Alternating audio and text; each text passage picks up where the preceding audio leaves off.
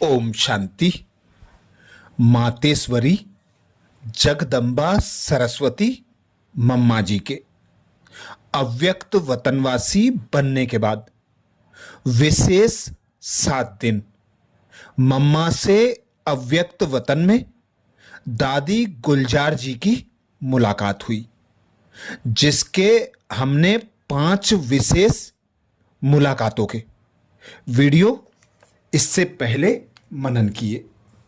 अब आज छठा दिन 30 जून 1965। दादी कहती आज जब हम गईं तो मां साकार बाबा से मिलकर लौटी थी और अलमाइटी बाबा को समाचार सुना रही थी। हमारे पहुंचते ही मम्मा ने खुद ही बच्चों की याद प्यार का समाचार पूछा और बोली, देखो मैं साकारी रूप के बजाय अब सूक्ष्म रूप में मददगार हूं। बच्चों को मेरा यही संदेश देना कि अगर मां से प्यार है तो मां का यही कहना है कि साकार में साकारी बाबा के मददगार तो अब तुम बच्चे ही हो, तो पूरे मददगार हो चलते रहना और छोटी छोटी बातों पर ज्यादा मेहनत नहीं लेना। अब तो इस पार्ट से जान गए होंगे कि समय बहुत नजदीक आ रहा है, ना सिर्फ विनाश का लेकिन साथ साथ प्रभाव अर्थात प्रत्यक्षता का भी समय नजदीक आ रहा है। इसलिए अपने को संपूर्ण बनाने में तीव्र पुरुषार्थी बनते चलो। फिर हमने पूछा कि मम्मा सूक्ष्म में हम बच्चों की कैसे सेवा करती हैं। इस पर मां समझा रही थी कि अब स्थूल शरीर से तो पार्ट खत्म हुआ, अब तो रहा रूहों का रूहों के साथ संबंध। तो जैसे शुरू में तुम्हें याद होगा कि मम्मा तुम्हारी रूहों से बात करती थी, इसी रीति यहां भी अभी हर बच्चे की रूह को इमर्ज कर उनके जो कड़े संस्कार हैं उन्हों को योग शक्ति रूहानी शक्ति से भस्म करने की सेवा चल रही है। ऐसे नहीं कि मुझे सब भूल गया है, नहीं, सब वत्सों का नक्शा हमारे सामने है और अमृत वेले हर रूह को इमर्ज करती रहती हूं। लेकिन तुम बच्चे भी जब रूह रूप में होंगे तो इस रूहानी सेवा की महसूसता कर सकेंगे। जब तक रूह रूप में स्थित ना होंगे तो अनुभव ही नहीं कर सकते। तो ना चाहते भी मां की याद तुम्हें रूह के रूप में स्थित कराएगी और योग युक्त देही अभिमानी बनाएगी। उन्हों को अनुभव प्रैक्टिकल में होगा कि मां हमसे बोल रही है, मिल रही है, यह बोल रही है। इसके बाद मां ने ज्वेलरी बॉक्स खोला, उसमें ज्वेलरी का सेट भरा हुआ था। वो ऐसा अनोखा व अलौकिक था जिसको कब देखा ही नहीं था। मां बोली, देखो मैं सारा दिन इन्हीं दिव्य गुणों रूपी गहनों से आप बच्चों को सजाती रहती हूं। यही मां की सेवा है। ऐसे ही 7वें दिन का विशेष भोग 1 जुलाई 1965 को लगा, जिसमें दादी कहती आज वतन में मां से मुलाकात करते समय समाचार की लेन देन करने के बाद मां बोली कि बाबा हमें वहां ले चला जहां विनाश की तैयारियां हो रही हैं। वहां बहुत नाजुक हथियार तैयार पड़े हुए थे, साथ में मार्शल लोग प्लान बनाए तैयार खड़े हुए थे। सिर्फ 1 सेकेंड की देरी है ऑर्डर मिलने व शुरू करने की। तो बाबा ने कहा ये विमान इसलिए दिखाए हैं कि देखो, एक तरफ विनाश की तैयारियां, दूसरी तरफ फिर स्थापना के निमित्त आपकी शक्ति सेना की स्थापना की तैयारी कहां तक है। तो स्थापना और विनाश की तैयारियों में दिन रात का फर्क था। इस पर मम्मा सुना रही थी कि दिखने में ऐसा आता है कि अब बच्चों का पुरुषार्थ कोई समझाने से तीव्र नहीं होगा, लेकिन एक तरफ कुछ विनाश की रिहर्सल, दूसरी तरफ फिर अब प्रभाव का भी समय नजदीक आ रहा है। तो उसमें बच्चों की बुद्धि बिजी हो जाने से ही पुरानी बातें व पुराने संस्कार मिट जाएंगे।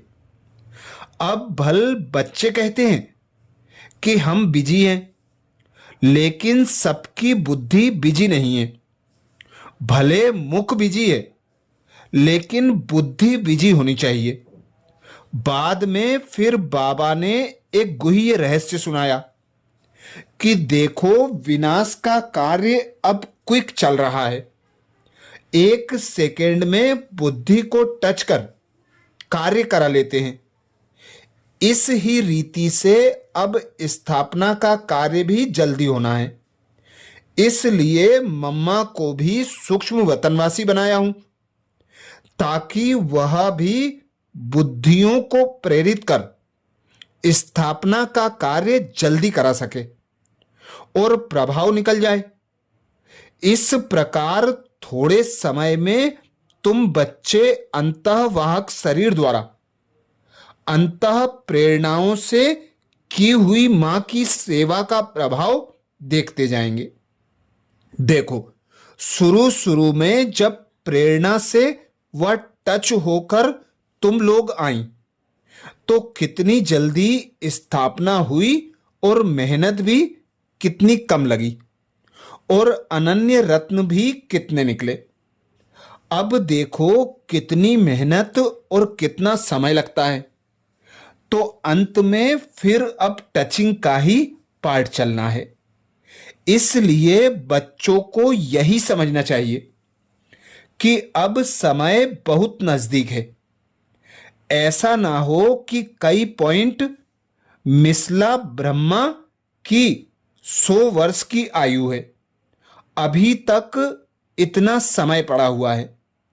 आदि किसी भी आधार पर न ठहर पुरुषार्थ करते चलो, अर्थात समय को ना देखो, अपने पुरुषार्थ को देखो।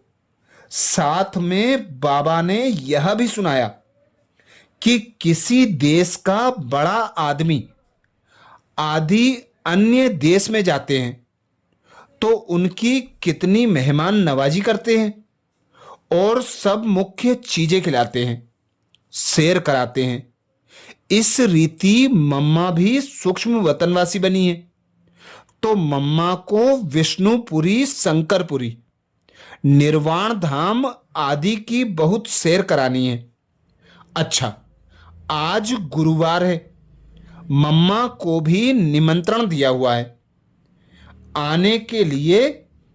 यह तो बच्चों को बतलाया है कि अब मम्मा सूक्ष्म वतन में बाबा के पास रहने वाली है।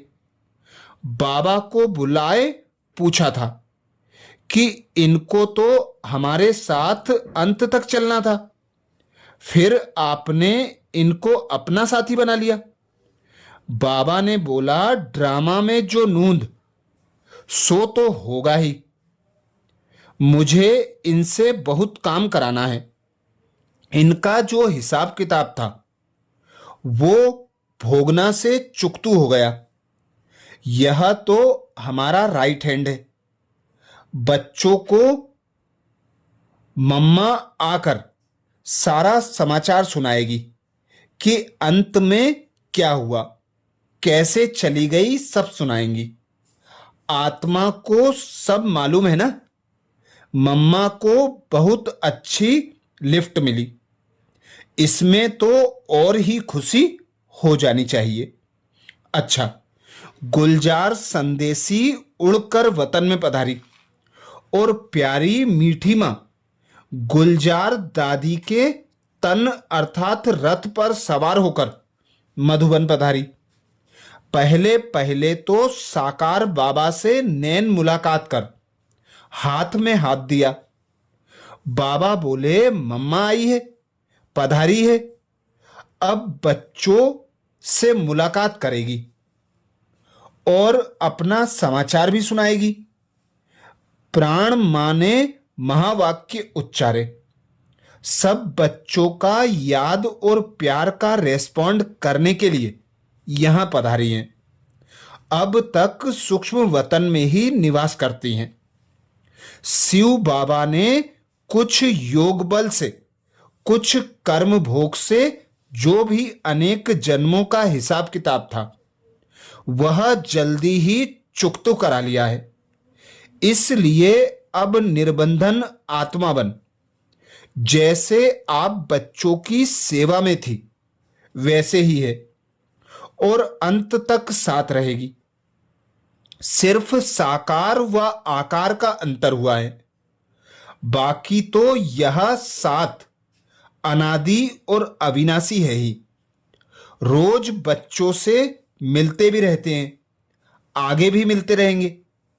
अंत समय में कुछ समय पहले कष्ट कम महसूस होने लगा था और अशरीरी कर्मातीत अवस्था का इस शरीर में होते हुए भी कुछ सेकंड अनुभव हुआ था और उस ही अंत मते के हिसाब से कर्मातीत अवस्था की गति प्राप्त हुई।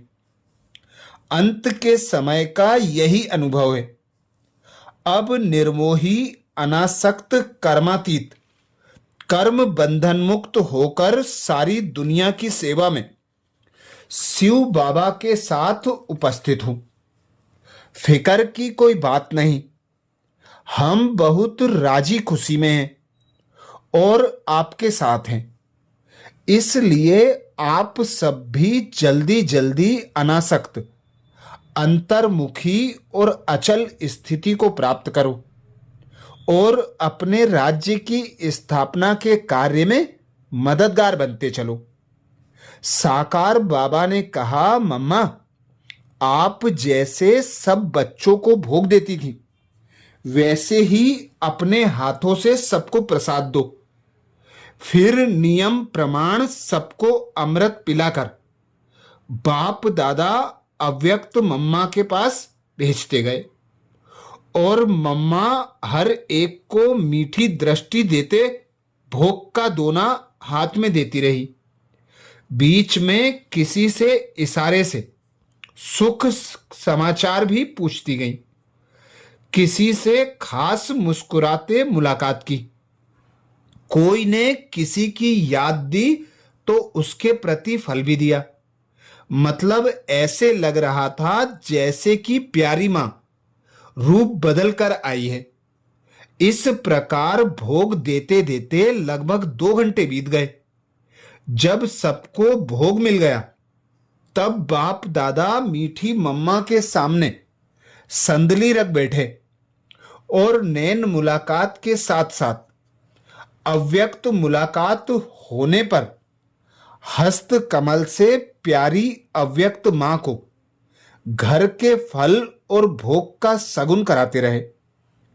आम रस भी निकाला गया था, वह भी पिलाया गया और मां ने फिर बाबुल को खिलाया, जैसे कभी कभी साकार में होता था वैसे ही हुआ। बाद में फिर मां सब बच्चों से नैन मुलाकात कर और बाप दादा से मधुर मिलन मनाते हुए विदा हो गई और उसके बाद सभा समाप्त हुई। उस दिन ब्रह्मा भोजन भी था। अच्छा, तो ऐसे ही मम्मा के विशेष अव्यक्त वतन के भोग संदेशों के लिए बाबा के चैनल को सब्सक्राइब करें और इससे पहले मम्मा के जो 7 विशेष भोग लगे उनका मनन करने के लिए मम्मा की प्लेलिस्ट में जाकर जरूर देखें। अच्छा, ओम शांति।